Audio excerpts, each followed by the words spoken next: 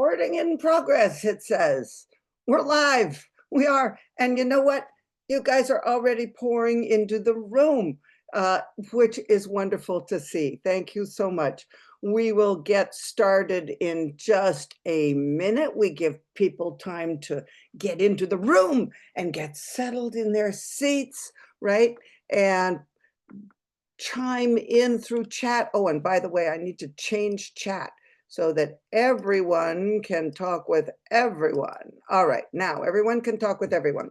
And if you have been with me on a happy hour in the past, you know that I love to know a couple of things. First of all, I love to know if this is your first time with a happy hour through Hyannis Country Garden. Let me know that. Secondly, I always ask you what is in your glass, because although it doesn't matter what is in your glass, what is important is that we are taking a deep breath, right? We're sitting back together and we're having a fun hour to focus on something life-affirming, which is plants and gardens. So we've got dark coffee and we've got homemade frappuccino, ice time. I'm so glad we've got a couple of first timers tonight. That's great. Now, in my glass right now, I wanted to show this to you.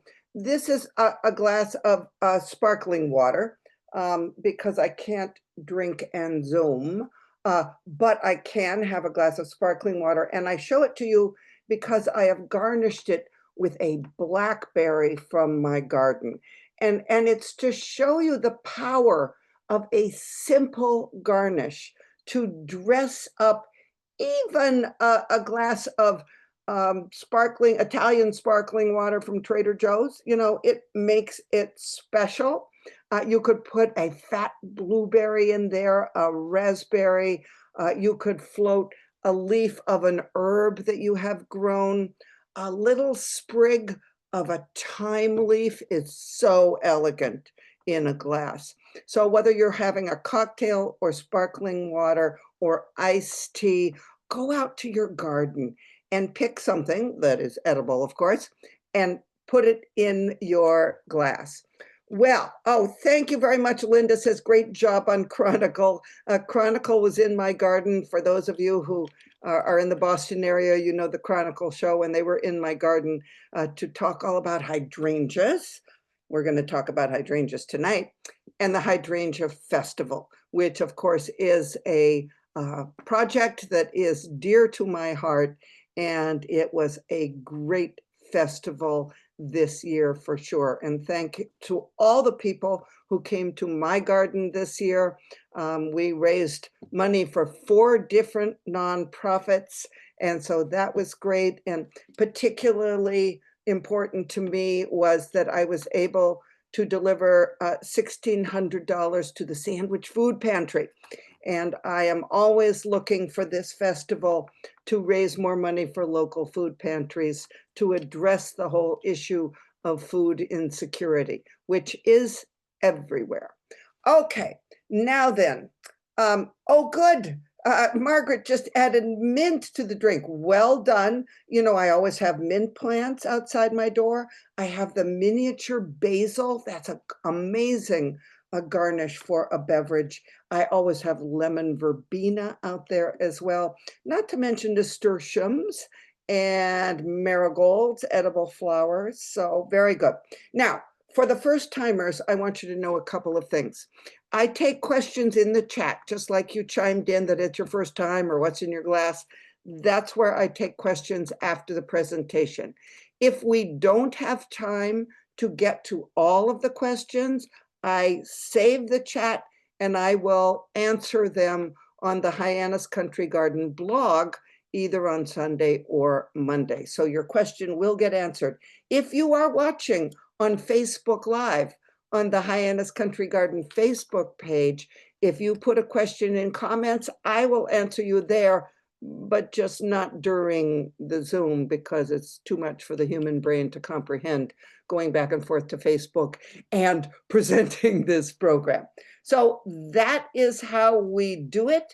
And also, if you want to remember something that's on the screen, you can always take a screenshot with your cell phone or on your tablet or however you're watching. That's one option. Also, the recording from Facebook Live will be up on the Hyannis Country Garden Facebook page, so you can watch it again, or you can tell somebody else to tune in through our Facebook page. All right, so let's get right to sharing my screen. Let's get right to my presentation, play slideshow, and we are off with a presentation about summer gardens and summer garden care. And here's what we're going to talk about today. We're going to talk about what's going on with your plants and gardens right now. We're going to talk about vegetables. We're going to talk about flower power, because you know that I think flower power is important for our mental health, our spiritual well-being, right? As well as to share little bouquets like the one that you see there on the screen with either your friends, your neighbors, or a total stranger on the street. We're going to talk a little about watering because it is dry on Cape Cod. We're going to talk about hydrangeas, you know, in this area, everybody's favorite topic. And hydrangeas are a plant that, as you know, are near and dear to my heart. We're going to talk about summer planting and a couple of problems. So that's what's on tap here. Sit back, relax, grab your glass. Don't click on raise hand. That's something that I don't pay attention to because, again, the human brain cannot multitask. So here we go. We're going to start out with vegetables. And as you know, if you follow me at all on Facebook, one of my favorite things at this time of year is to go out into my vegetable garden and say, what's for dinner? This is typically the answer right now. I have arugula and salad greens and various summer squashes, including the zephyr that you see here. I have eggplants and nasturtiums and basil.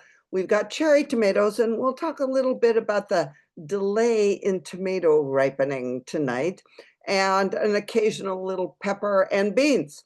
So when I ask what's for dinner, you can see that I get several answers. And I just want to remind you that when you are eating fresh from your garden, your dinners can go in many directions. First of all, you can make garden sushi. Learn to roll your rolls, right? It's not hard.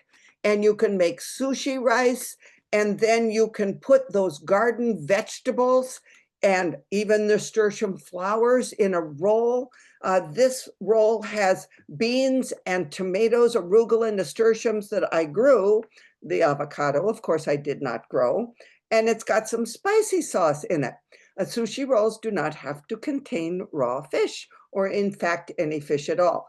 And if you want protein in them and you are a vegan, by all means include some tofu in there. You can do a garden pizza. This is one with tomato sauce that I made with tomatoes that I grew last year that we had made into sauce and then froze. And then I slice up zucchinis thin and put it on a pizza crust.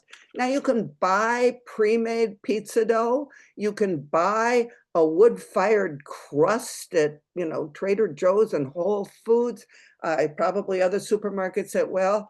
And so this is like fast food directly from your garden. Recently, I did one that had very thin sliced potatoes and summer squash. People in the United States are often surprised to see that you can use thinly sliced potatoes on a pizza. In Italy, they do this all the time, sometimes with a tomato sauce like this, sometimes on what is called a white pizza with garlic and olive oil and the thin sliced tomatoes and herbs. Delicious. Thin sliced potatoes, I should say, and herbs, and it's delicious.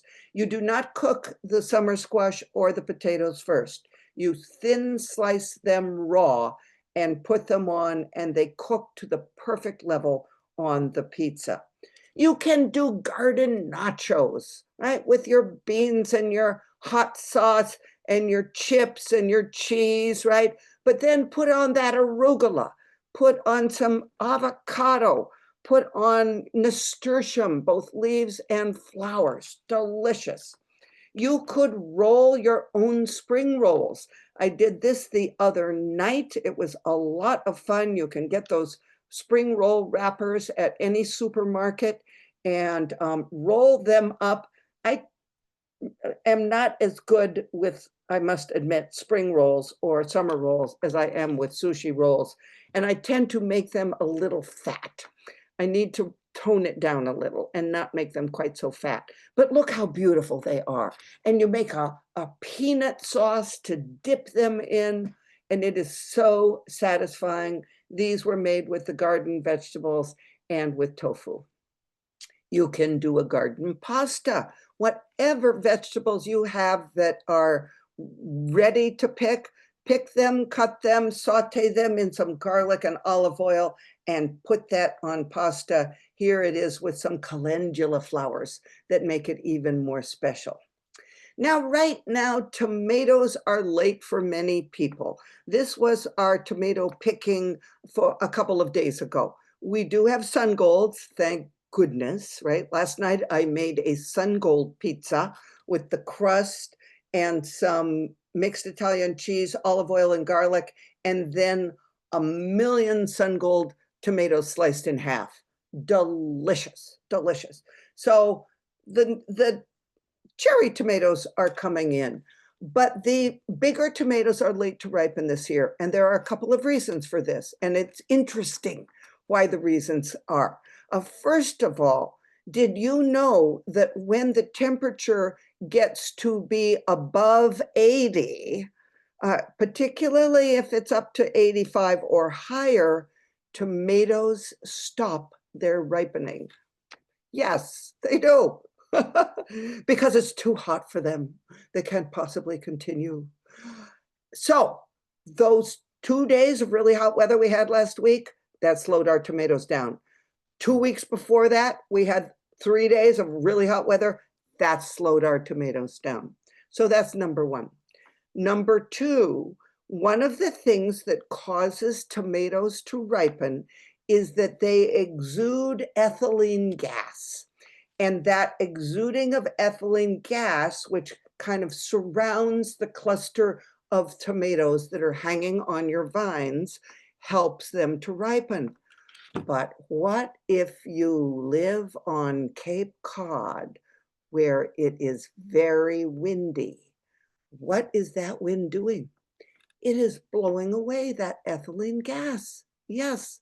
And so that is also leading to tomatoes that are slower to ripen. Your tomatoes will be ripening. We need to be patient with it, but those are the two conditions that are going into the fact that they are a little later this year. Now, if you have too many vegetables to use them fresh, you can roast them and freeze them, which is what I do with a lot of vegetables. Yes, you can throw a zucchini into any open car window, or yes, you can put them on your neighbor's doorstep, ring the doorbell, and run. But I would say to you, don't miss this opportunity to save these for your winter food. You slice them, to about 1/4 of an inch thick, and you put them in the oven, and you roast them until they're just getting a little bit of color on them. A couple of these, like down in the corner here, are a little too done, but those you pick up and you eat right off the tray, or you dip them in some dip right off the tray. Delicious. The rest of them, you take them off and you put them in plastic bags, and you can use roasted vegetables in any recipe in the future, in your soups, your casseroles, your pasta sauces, on your pizza. So here I roast eggplant the same way. And by the way, no oil on these. You put them on parchment paper in your oven and roast them, no oil at all. So very healthy, and they can go in any ethnic direction when you're cooking. I do green beans this way as well. Potatoes, I sometimes roast them, but with potatoes, I take them and I make them into twice baked, with other garden vegetables, such as the kale or chard and chives, as you see here. And you put a little bit of cheese in them if you want, or butter if you want. If you're vegan, you go the olive oil and garlic direction with the vegetables, and a little smoked paprika there. And you put them again on the parchment paper and you freeze them. And then throughout the winter, you just take 2 of them out of the freezer and pop them in the oven and cook them. And again, fast food straight from your garden and very healthy. All right, now that I've made everyone hungry, including myself, we're going to move on to flower gardens. We're going to talk a little bit about what's going on in flower gardens at this time of year. This is my front garden right now. Well, maybe 2 nights ago I took this picture, but this is how it looks. And this is what's in bloom right now, and boy, is it gorgeous. A month ago, what was in bloom in this garden were daylilies. So it looked completely different a month ago. And the month before that, what was in bloom in this garden was nepeta, catmint, and some of the early flowering plants. So this is why we grow perennials. A perennial garden like this is the most high maintenance garden you can plant. That's the bad news. The good news is you don't plant it because it's easy. The good news is you plant it because it changes from month to month. And it's a kaleidoscope of color throughout the summer and into the fall. Now, right now, your daylilies are either done or just finishing up. Here is a daylily that has a seed pod on it. And I'm showing this to you because some people confuse the seed pods with the buds. This is not a bud. If it's round and fat and green, it is not a bud. It is a pod. It is a seed pod. And that is a stem that you can get rid of. Daylilies take some cleaning up in order for the garden to continue to look good. And this is the time that you can either cut out those stems so that you have clean foliage again, or cut or pull out the leaves that are browned or yellowed and clean them up that way. And if you don't have the patience to do that stem by stem or leaf by leaf, by all means, just take a shearing tool, a hedge tripper, or a battery operated shearing tool and cut these down to 2 inches tall. Be brave, do it. That's the fastest way to clean a plant like this up. Within 2 weeks, I guarantee you, that plant will continue to grow back with new, fresh foliage, and it will look better. And your whole garden will look better as a result. Most of these daylilies do not flower again.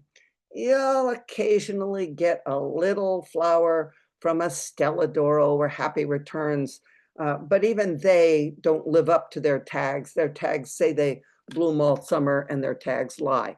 So, but know that you can just chop these down and clean it up. You can do that with nepeta too, although it's getting a little late to do it with the nepeta.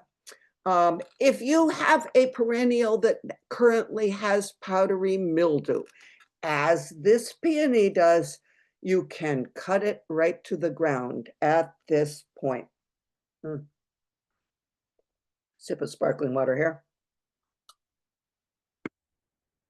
Okay, because when it's so infested with mildew like this, those leaves aren't photosynthesizing all that well. This plant has put plenty of energy into its root system for the next year already.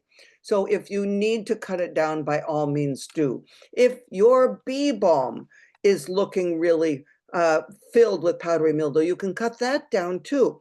Now, the other option for these plants, I must say, instead of just cutting them down, is to look at them as silver foliaged plants. That's all right too. The good news is the mildew does not kill these plants, and many things like bee balm and peonies and summer phlox are prone to powdery mildew. They get it every year, and you can either say, oh, well, now it's in its silver foliage stage, or you can cut it to the ground and get it out of the garden. This is summer phlox that has mildew. You can see down here, it gets worse as the summer goes on. So, and this plant is stopping flowering. You know, once the plant has stopped flowering, you can take it out of the garden. Now, if it's in the garden and in full flower, I do have some summer phlox in full flower right now, ignore the mildew, because if you're picking it for a cut flower, you're going to strip those leaves off anyway, aren't you? So make up your mind how you want to handle it. But know that, yes, if you want to spray these with a fungicide, you can do that, but it's not going to make the mildew disappear. It might protect the newer foliage a little bit, but some plants are just prone to powdery mildew. My rule for a perennial garden, however, is if it's not an asset in the garden, it should be cut to the ground. Once it's no longer bringing something to the party, tell it goodbye. As the host of the garden party, you are in charge, and you can say to that party guest who has overstayed its welcome, like this spiderwort, a plant that I'm not particularly fond of, you can say, for you, the party is over. Thanks for coming. Bye. And cut it right to the ground. Even this spiderwort will put up some new foliage, and it will photosynthesize and build up strength. So you don't have to worry that you're hurting it. But by all means, if it's not, you know, no longer a desirable party guest, it goes out. Now, sometimes when you say goodbye to that party guest that has overstayed its welcome, you might want to add new party guests in, and you can add annuals. And always at this time of year at Country Garden, we have assorted annuals. Oh, I don't know why that rang. Okay, sorry. My phone just rang an alarm. Of course it did, because I'm on a live Zoom. All right. We have assorted annuals that add flower power to your garden. Sometimes people decide that they need these because they realize in August that all of the perennials they put in their perennial garden are early flowering plants, and they don't have much that flowers at this time of year. Well, I have two suggestions if you're in that boat. Number one, come in and pick up some zinnias, right? Or some of the beautiful annual salvia. But the other suggestion is come back into our perennial section and check out the hardy hibiscus, because many of them not only have purple leaves that add to the party early in the summer, but many of them are budded out there and they bloom late in the summer. And so this is a way that you can put flower power in with those early flowering things like the peonies and the catmint. Marigolds, you know, these are all wonderful late flowering plants. We have both bigger pots if you want some instant bang, and smaller pots if you're willing to be a little patient. Here is my suggestion if you're putting in annuals right now. And I have done this myself in the past week. I got some profusion zinnias to add into my front perennial garden. And my suggestion is that you pick up some time-release synthetic fertilizer. It's fast food for plants, and you dig the hole where your new annuals are going to go. You sprinkle about a tablespoon of time-release synthetic fertilizer, either Osmocote or Shake and Feed, because those are going to start fertilizing these plants right away and continue into October. And this is the beauty of putting annuals in right now in a Cape Cod garden. You're going to get 3 full months of color out of those annuals. So for, you know, less than the cost of going out to dinner, and that dinner only takes 2 hours, right? Less than the cost of going out to dinner, you get flower power for 3 months. that's going to make you happy going into the future. But plant them with a little time-release synthetic fertilizer, and you will be happy. Now, let's talk about watering because it is dry. If you are joining me from Cape Cod or a coastal region in Massachusetts, it is dry. Some places inland have gotten more recent rain, but we need to remind people about watering, all right?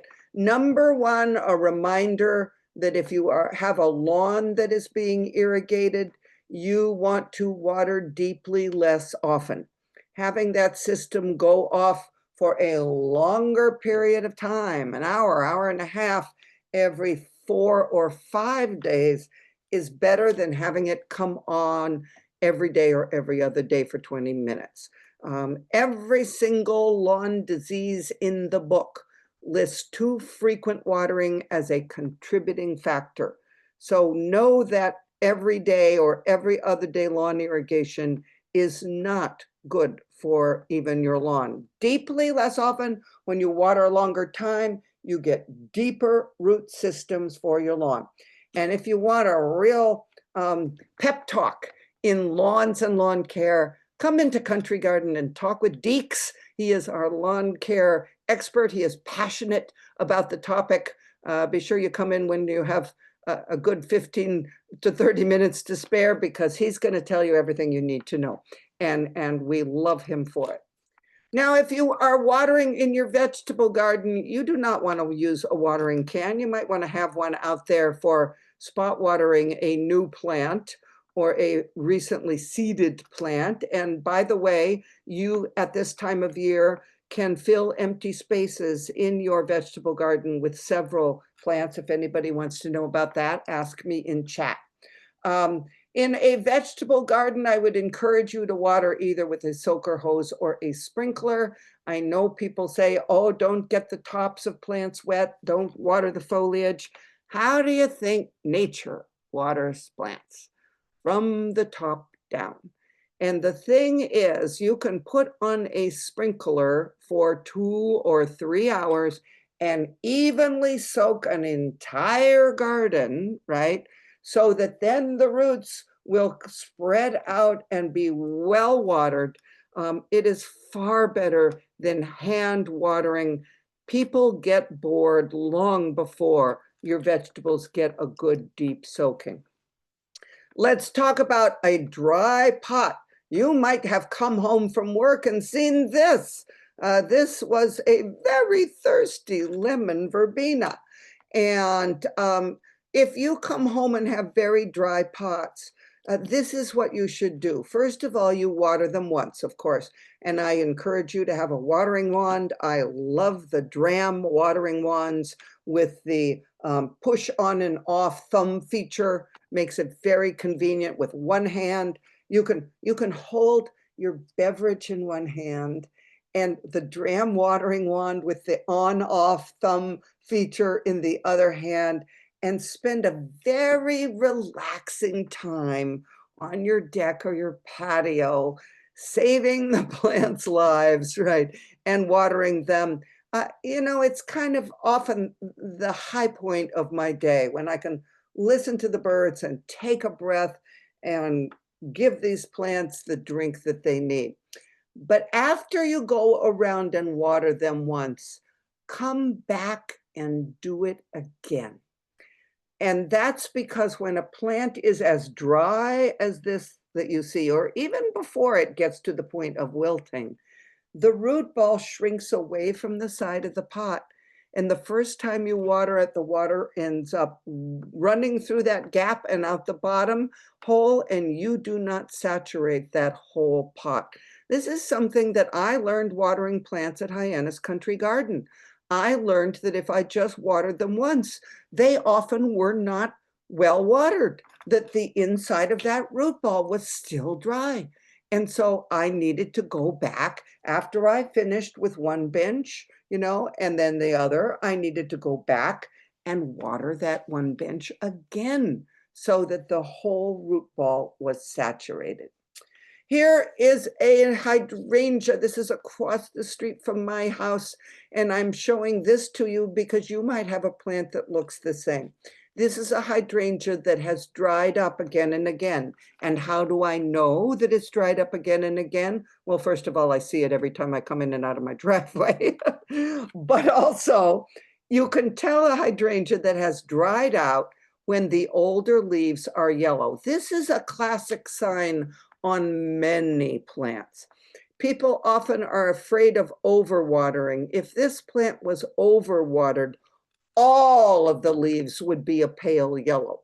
But if a plant has its older leaves turning yellow and dying and falling off, that is a plant that has dried up in between waterings. And it could be a tomato plant or it could be a hydrangea. So if you've got a hydrangea where the older leaves at this point are drying up, or then are turning yellow and falling off, that's a hydrangea that has gotten too thirsty in between the times that it was watered. And this one, to be fair to this poor plant, there's no irrigation up here. So it's not really the right plant for this location, because the only time it gets watered is when my husband and I take pity on it and stretch a hose across the driveway, across the road. So let's talk a little about hydrangeas, because they are pretty amazing, right? And we have so many and they are so beautiful. But many of you might have this, hydrangea flowers that have turned brown. If you have hydrangea flowers that have turned brown, either they are in too much sun or they have dried up in between waterings, particularly during those hot days that we had. These plants, we have to take the hydra part of their names seriously, as I mentioned on Chronicle. They are plants that they give off a lot of water through their pores on hot day, and their leaves are so big and their flowers are so big that they lose a lot of moisture. And so by deeply watering them when we water, that's important. But also if we can protect the blue and the pink varieties from the hot afternoon sun, their flowers will last longer. These plants will live in full sun, but by the end of July, their flowers will be brown and browned out. If you have that, by all means, you can deadhead them if you want. You can cut off the browned flowers with pruners or with a pair of scissors, right? Or you can ignore them. And I don't cut off the brown flowers on my hydrangeas. And the reason that I don't is I have probably over 60 hydrangea plants, and you can imagine the amount of time that that would take me. So I ignore them, and they become what are known as Cape Cod tumbleweeds in the winter time. And here are the Cape Cod tumbleweeds. And you can see that I have left all the brown flowers on my hydrangeas back there. And that is my dog Sparky, wondering why I'm so fascinated with dead plants. Yeah. So you want to, however, keep your hydrangeas hydrated through the fall. And that is for this very reason. You see that bud right there? That bud, which on some plants is very noticeable, and some plants it's very, very tiny. But on your blue hydrangea macrophyllus, or your pink, maybe they're pink, or on your lace caps, hydrangea serratas, that bud is in the leaf node, and that is the germ of next year's flower. That bud is going to make it through the winter, please God, and grow into a stem with a flower on the end of it in June of 2026. Right now, your hydrangeas are forming those buds or already have those buds. This is why you never prune these down. You never neaten them up in the spring or the fall. You don't ever try and make them shorter. All right. And by the way, I do have a virtual class on pruning coming up this fall. that will soon be up on the events page at hyanniscountrygarden.com. So if you want to do a deep dive into pruning and what happens when you cut certain plants join me for that. But right now, you need to pay attention through the rest of August and September, and maybe even early October, if it's a dry fall like it was last year, to keeping those plants hydrated so those buds don't dry up. Because if that bud dries up, doesn't matter how mild the winter is, you're not going to produce flowers next year.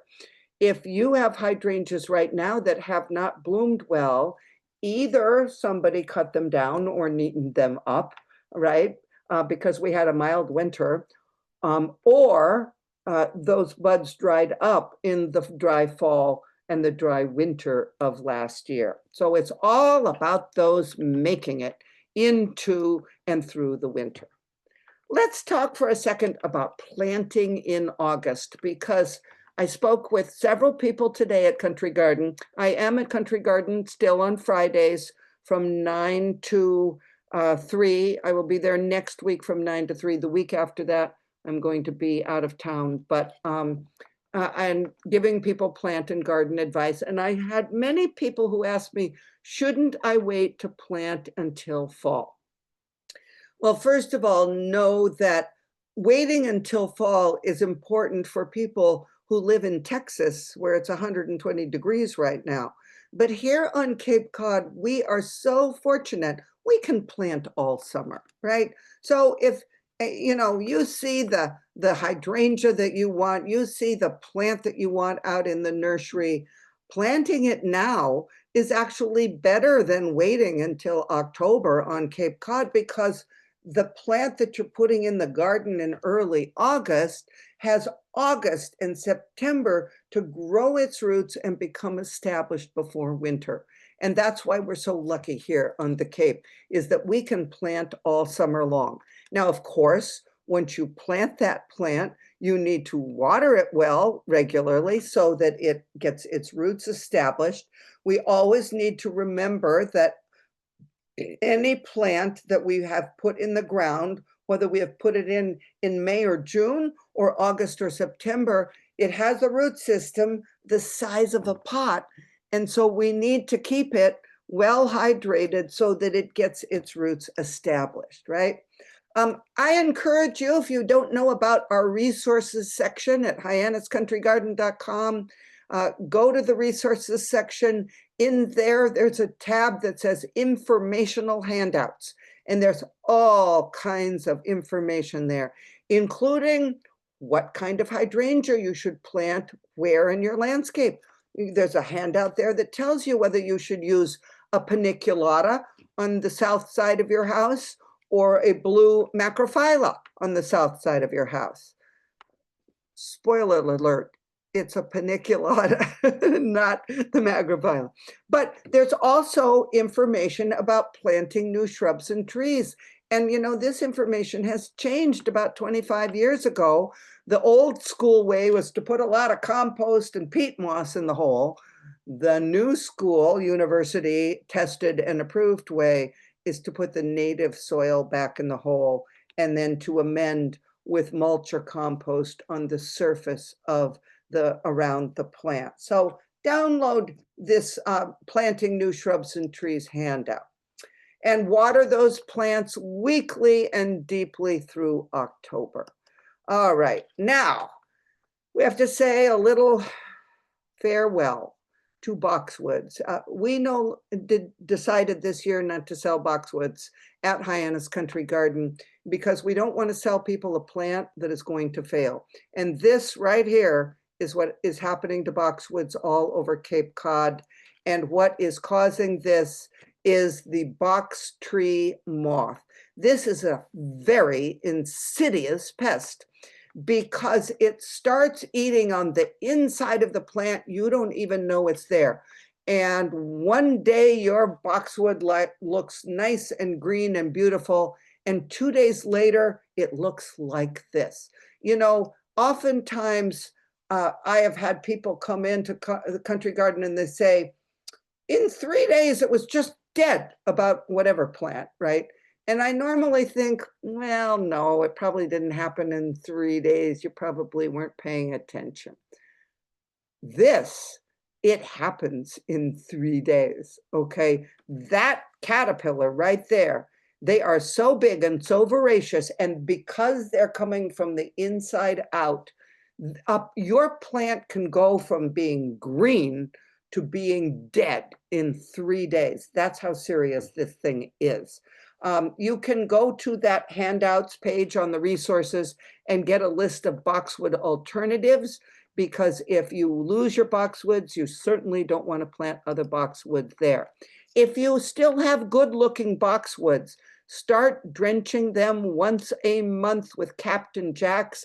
I'd encourage you to use a hose end sprayer, because you can really get it all inside the inside of the plant, which you need to do because the caterpillar starts feeding inside the plant. Yes, it is a very nasty, invasive pest, not a native pest. So far, there are no natural controls for it. And if you are planting new plants, do not plant boxwood. Okay, let's talk about a little problem solving, because I have had a couple of people come to me recently to say, my paniculata only has flowers on one side. Why would that be? Now, this is a Bobo paniculata in my property, okay? And you can see it only has flowers on one side. And you know why it is? We draw the camera back and you can see why it is. There is a tree over this plant and the sun hits here, right? But then from after the morning when the sun hits here, this side of the plant doesn't get any sun because of this maple tree. So if you have a plant that is only blooming on one side, take a really close look to where the sun is coming and how much sun is hitting that plant. Sometimes we assume, oh, the light is equal here, but no, it's not. It's not. So take a look at your plants. Now, if you have paniculatas in full sun, you have seen how amazing they are. Some of them like the limelight or lime and white, first of all. Some of them like Pinky Winky and Vanilla Strawberry and Firelight and Zinfandel. And there are many of them that turn pink at this time of year. If they are in full sun, you have the white, you have the pink. They are gorgeous. And if you have a place where you want a hydrangea and there is full sun, the paniculatas are what you want. And there are plants short, medium, and tall. So find the one that the height suits your location and go for it. I want to encourage you, as we're winding up here and coming to your questions in chat, to check out our summer and fall events on the Hyannis Country Garden events page. Go to hyanniscountrygarden.com, click on events, right? You will find in-person events and virtual events such as this one. And we've got an interesting local plants and local history talk coming up. We've got lawn with our lawn passionate expert, Jamie Deeks, coming up. We've got a hydrangea wreath workshop that I am leading coming up. And just a note here, if you want to dry hydrangea flowers for either you're making a wreath, and by the way, don't dry them before you make the wreath. You make the wreaths with the fresh flowers. But if you are picking them to dry, you do not want the blue bloom like this. That will shrivel up into nothing. You want the flower that is going into its antique phase like this. You do not want the fresh pink like this one. You want the pink that is going into its antique phase. And for the hydrangea wreath workshop, we ask people to cut blossoms, and you can see there are many varieties that you can cut, and they're all in their antique phase. And you cut the flowers the morning of the workshop, because these wreaths need to be made with the fresh flowers and then those flowers dry on the wreath. So I encourage you, if you're interested, to check that out and to come and join me. We're limiting that workshop to 25 people. So do, as soon as that's up for registration, do check that out. Now, we're going to stop the share in 2 seconds here. I'm going to take questions in chat up until 6 o'clock. At 6 o'clock, it's dinner time. And so we will stop. And as I mentioned earlier, if I haven't answered your question in chat before 6 o'clock comes, I will answer it on the Hyannis Country Garden blog for sure. Now I'm going to come up here to the start of the questions. All right. Temperature needed to roast veggies to freeze. If you put them in a convection oven, 375. If you're putting them on regular bake, 350. So 350, the good general temperature. Again, put them, slice them and put them on parchment paper, roast them until they just start to change color, cool them down, put them in plastic bags, and freeze them.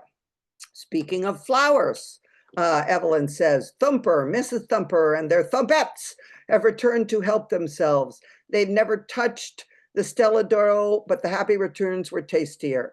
Okay, and they sheared them down to about 3 inches to the ground. Well, then the bunnies did your cleanup for you. Yeah, that's it. Perfect. Okay, here's the thing. You got to get, Evelyn, you got to get plant skid, liquid plant skid. It's blood-based. You spray it on those plants and it tells Thumper, this is not in your menu, and the damage will stop. But you need to use the liquid right on the plant. Don't bother with granular around the edges of the garden or everything. Liquid plant skid right on the plant. And here's a little tip for those of you who are new to plant skid. Get yourself a little kitchen tea strainer, right? And when you pour the plant skid into a pump sprayer, or if you're using a hand sprayer, pour it through the tea strainer to take out any gloppy bits, all right, so that your sprayer doesn't get clogged. And it'll save you a great deal of angst. So do that, spray it right on. And whenever I put something new in my garden, I spray it with plant skid. And then the rabbits never get into the habit of eating it.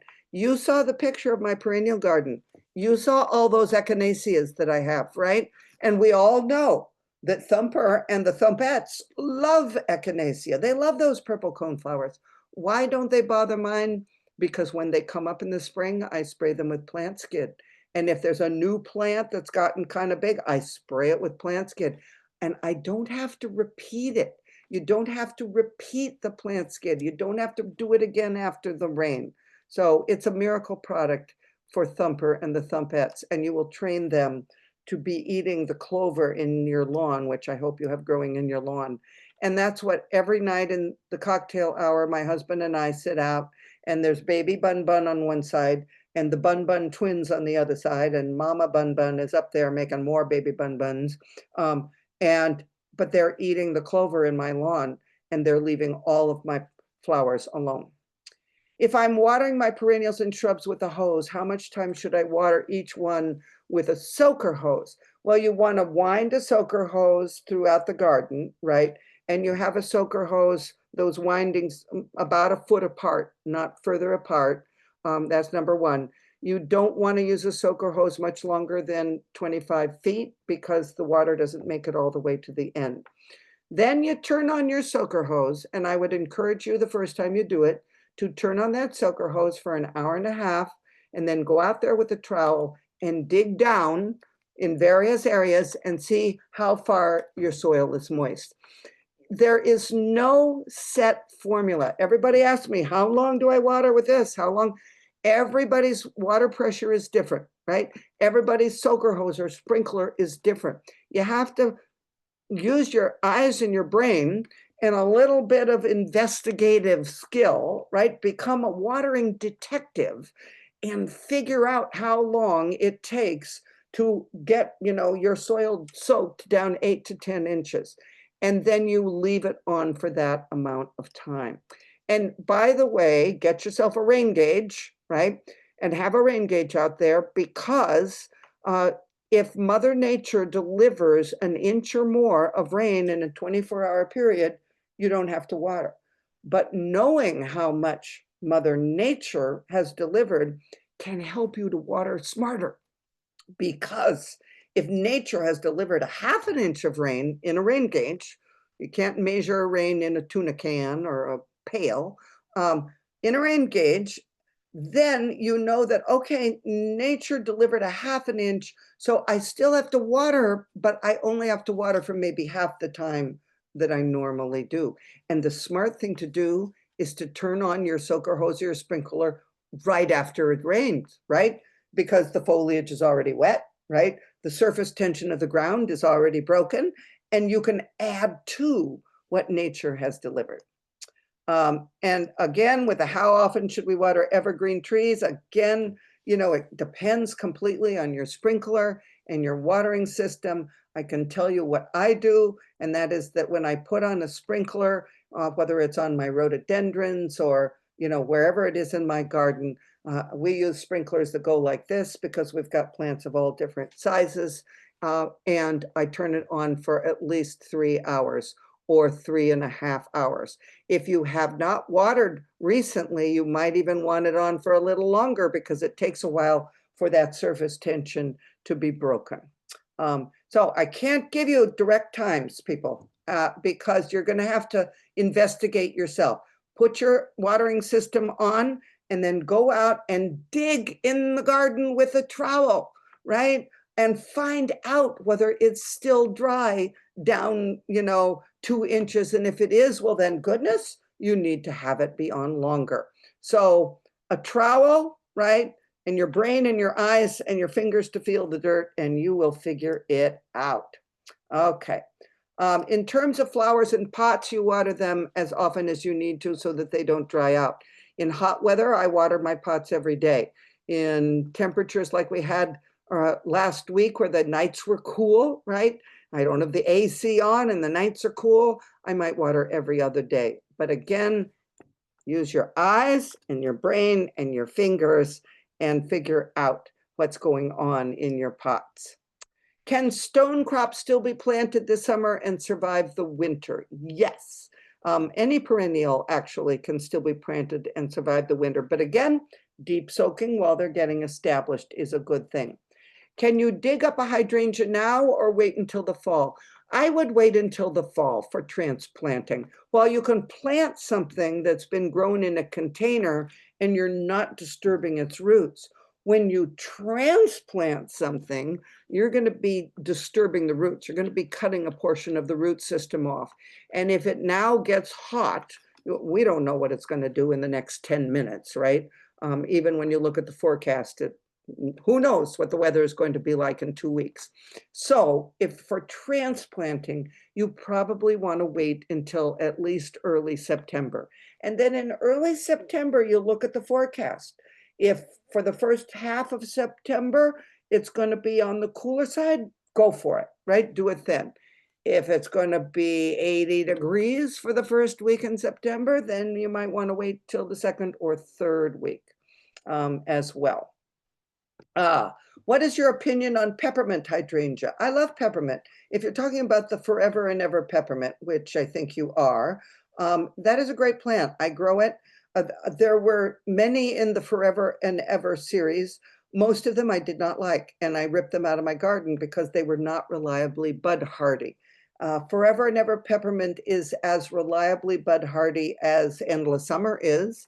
It is not a repeat bloomer like endless summer, but it is as bud hardy. So in an average Cape Cod winter, you will have flowers on forever and ever peppermint. And I like it because in alkaline soil, it is the peppermint, right? The dark pink and white. But in our Cape Cod acidic soils, it is blue and white, and it's quite a pretty plant. I have a new holly that has a lot of yellow leaves. I would look at that, and if they are the older leaves, it's probably dried up, okay, in between waterings. That's number one. However, if it is a new holly and it was a balled and burlapped plant, and it is shedding some of the older leaves are turning yellow and falling off, that is natural for a balled and burlap plant. I planted a new holly myself earlier in the summer. It was a balled and burlap plant, and it lost maybe an eighth of its leaves, maybe a little bit more. The older leaves turned yellow and fell off, and that's because a balled and burlap plant has had its roots cut off, and so it doesn't have the roots to support all of the foliage. And the plant is smart. The plant doesn't kill off the new foliage, right? Because that's the future of the plant. The plant kills off the older leaves. So it sheds the older leaves that it doesn't have the root system to support in order to save its resources for the new foliage. So look at the new foliage on that plant. If the new foliage looks good, I think you're fine. If it was a balled and burlapped plant, let me see if I can choke it out here. Balled and burlap plant, then this is natural. It happens to a lot of plants that have undergone that process. And just know that it often takes plants a good 3 years to recover from being a balled and burlapped process there. If you are seeing yellow leaves over that entire plant, then something is wrong. Either it has gotten way, way too dry, and it needs to be deeply watered at least once a week, or it is being kept way, way too wet. If the leaves are turning pale yellow over the whole plant, that's a sign of overwatering. How low should I shear lavender Provence? The blooms are all done. Just low enough to take off the bloom stems and about an inch of the foliage, never much more than that.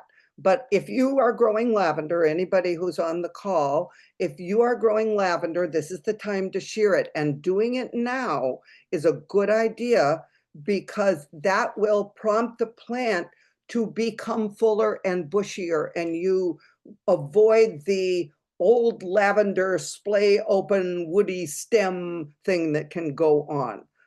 So just know that this is a good time to shear your lavender. You can do it with a pair of scissors. You can do it with a battery shearing tool. You can do it with the hedge trimmers, doesn't matter.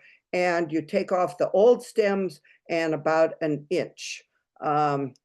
Okay, what do I use as a form for the wreath? You use the straw wreath forms. We sell them at Country Garden and Fern Pins, or come to the workshop and I'll show you how to do it. And we have all the supplies, and you bring your hydrangeas and we're gonna have a good time. Now, we are running out of time here. So just know that I am going to save chat before I say goodbye, and all of the questions that are still to be answered, I will answer on the Hyannis Country Garden blog, either on Sunday or Monday. Okay, so you will get your answer there. And if you have asked a question on Facebook Live, you will get your answer there. But the last question I am going to take is from Betsy, and I know that a lot of people have this question, and that is about those chipmunks. They are troublemakers, aren't they? Number one, a chipmunk is an omnivore. It will eat anything that it bumps into.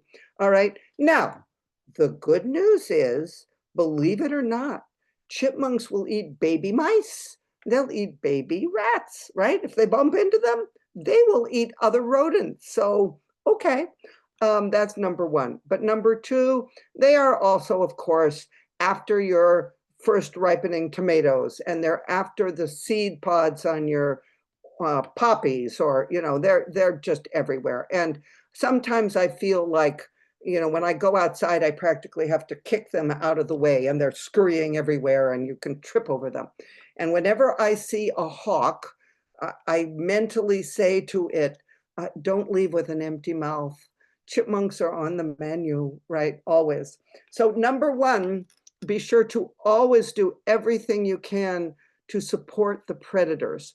The fox, the skunks, 50% of a skunk's diet are baby rodents like chipmunks, okay?